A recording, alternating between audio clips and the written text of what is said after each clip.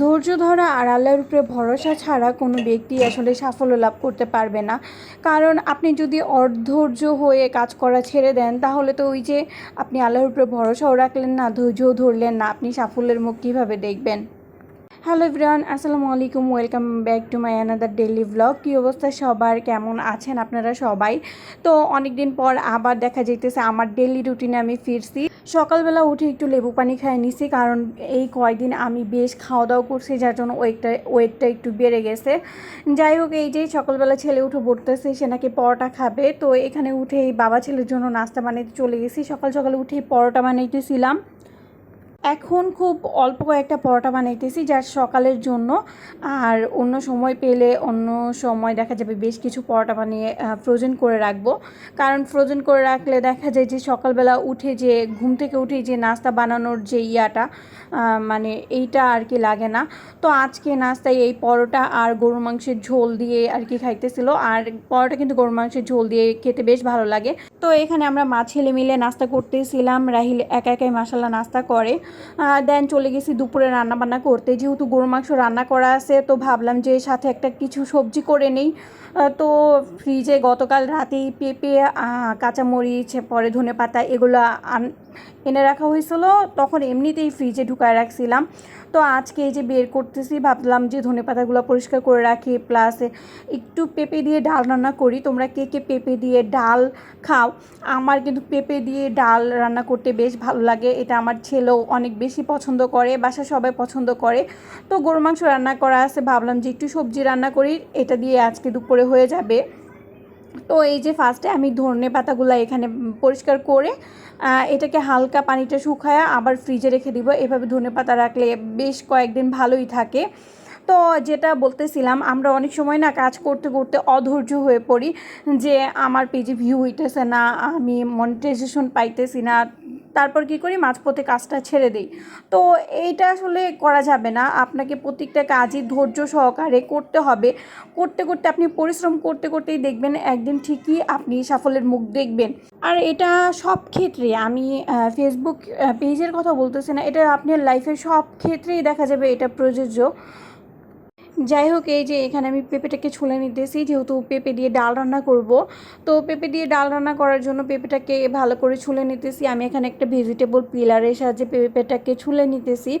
আমি দেখা যায় যখনই বাসায় পেঁপে নিয়ে আসা হয়, তখনই আমি এভাবে পেঁপে ডাল রান্না করি। আর এই রেসিপিটা আমি আমার মার থেকে শিখতেছিলাম। ছোটোবেলা থেকে আমার মাকে দেখতাম যে এভাবে পেঁপে, লাউ, জালি কুমড়া, এই টাইপের যে সবজিগুলো আছে না, সেগুলো দিয়ে মুসুরির ডাল দিয়ে সুন্দর করে একটা ডাল রান্না করতো। তো ওইটা দেখে আমিও ট্রাই করি, আর আমার ছেলে বেশ পছন্দ করে। এভাবে রান্না করলে দেখা যায় যে সবজিটাও খাওয়া হয়, প্লাস ডালটাও সাথে থাকে। তো আমার ছেলে দেখা যায় যে অনেক সময় ভাত খেতে চায় না, ইদানিং ও আবার শুরু করছে ভাত। দেখা যায় যে ও 15 দিন খাওয়া দাওয়া কন্টিনিউ করে, আবার 15 দিন খাওয়া দাওয়া খেতে চায় না। তো এভাবে একটু ডাল টাল রান্না করে জোর করে একটু লেবু চিপে ভাত খাওয়াই দিলে দেখা যায় যে খায়, যার জন্য প্রায় সময় করা হয়। তো এই যে ভিতরের যে পেঁপের কী বলে ছোকলাটা থাকে, এটা আমি কেটে নিতেছি। এটা থাকলে দেখা যায় যে তিতা তিতা লাগে। তো আমি এই যে ছোট ছোট টুকরা, মাঝারি সাইজের একটা টুকরা করে নিতেছিলাম, কারণ যেহেতু ডাল দিয়ে রান্না করব, বেশি ছোট করলে আবার দেখা যাবে যে গলেও যেতে পারে। তো চাইতেছিলাম যে একটু বড় সাইজের থাকুক। তো এখানে কেটে নিতেছিলাম। আর তোমরা কে কে এভাবে পেঁপে দিয়ে ডাল রান্না করে খাও, সেটা কিন্তু কমেন্ট করে জানাতে পারো।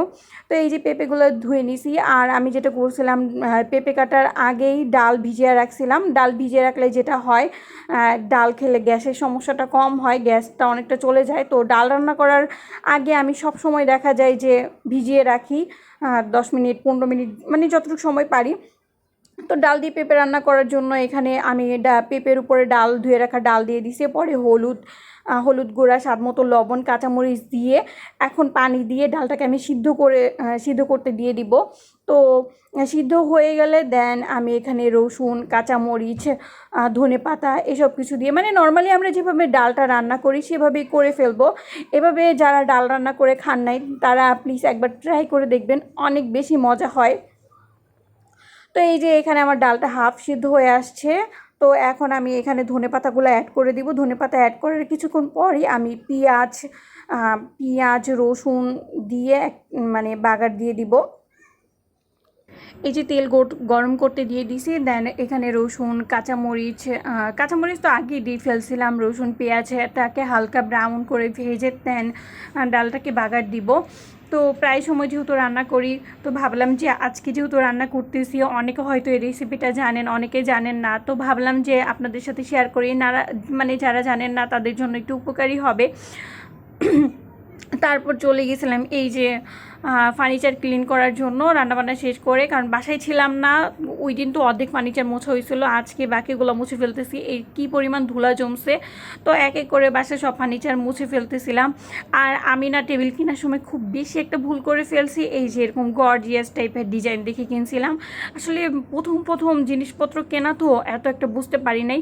এখন ভাবতেছি যে আমি একটু সিম্পল ডিজাইনের ভিতরে কিনলে আমার পরিষ্কার করতে সুবিধা হইতো, কারণ ঘন ডিজাইনের ক্ষেত্রে দেখা যায় যে ময়লাটা বেশি জমে থাকে, ক্লিন করতে সমস্যা হয়। তারপর এই যে টেবিলটাকে গুছাই দিতেছিলাম, কারণ টেবিলের অবস্থা যা তো হয়েছিল, কারণ দেখা যায় কি বেশিরভাগ জিনিসপত্র এনে বাইরের থেকে এনে বাজার হোক সদাই হোক মানে সব কিছু টেবিলের উপরে রাখা হয়, যার জন্য টেবিলটা খুব বেশি মেসি হয়। রাতে গুছিয়ে রাখি নাই, তো সকালে এখন এই যে টেবিলটাকে গুছাই নিতেছিলাম। আর তারপরে এই যে ওয়ার্ড্রোপের উপরের মানে টপারটা গুছাই নিতেছিলাম। এই যে এই গাছটা অলরেডি মরে গেছে পানির অভাবে, এটারও অনেকটা সেম অবস্থা, মানে বাসায় ছিলাম না। মানি প্ল্যান্টগুলোর দেখা যায় এক্সট্রা একটা কেয়ার করা লাগে, যেগুলো পানিতে থাকে ওগুলা বেশ ভালোই ছিল, বাট যেগুলো মাটিতে ছিল ওগুলা কয়েকটা গাছে এরকম অবস্থা হয়ে গেছে। তো এই যে এখানে আমি ওয়ার্ড্রোপের উপরের টপারটাকে গুছাই নিতেছিলাম, এইটাও মানে খুব বেশি মেসি হয়ে গেছিল, তো এটাও টুকটাক গুছাই নিতেছিলাম। উপরে বেশ ধুলাবালি জমছিল, তো এই চার্জারের বক্সটাও ছিঁড়ে গেছে, এটাকেও আমার চেঞ্জ করতে হবে। তো এটাকে আমি উপরের যে ওয়ার্ড্রোপটাকে মানে টপারটা, এটা আমি নতুন করে ডেকোরেশন করব, সেই সময় তোমাদের সাথে আবার শেয়ার করব। আর এই যে রান্নাঘরের নিচের যে কি বলে এগুলাকে, ট্রেগুলো ছিল, এগুলা ধুয়ে দিয়েছিলাম, তো এগুলো এখন সেট করতেছিলাম, ধুয়ে শুকাইতে দিয়েছিলাম, প্লাস হলো উপরে যেখানে যেখানে ময়লা ছিল ওইটাও ক্লিন করছিলাম। মানে বাসায় না থাকলে দেখা যায় ধুলাবালি জমে একদম একাকার অবস্থা হয়ে থাকে, তো এই জন্য কোনো জায়গার থেকে বেড়ায় আসার পর দেখা যায় যে ঘর দুয়ার আবার বেশ কয়েকদিন যাবৎ ক্লিন করতে লাগে। সব কাজ একসাথে করলে দেখা যাবে সারাদিন পার হয়ে যাবে, এই জন্য প্রত্যেক দিন একটু একটু করে পরিষ্কার করে নিতেছি। আজকে বেশ কিছু জিনিসপত্র পরিষ্কার করা হয়েছে।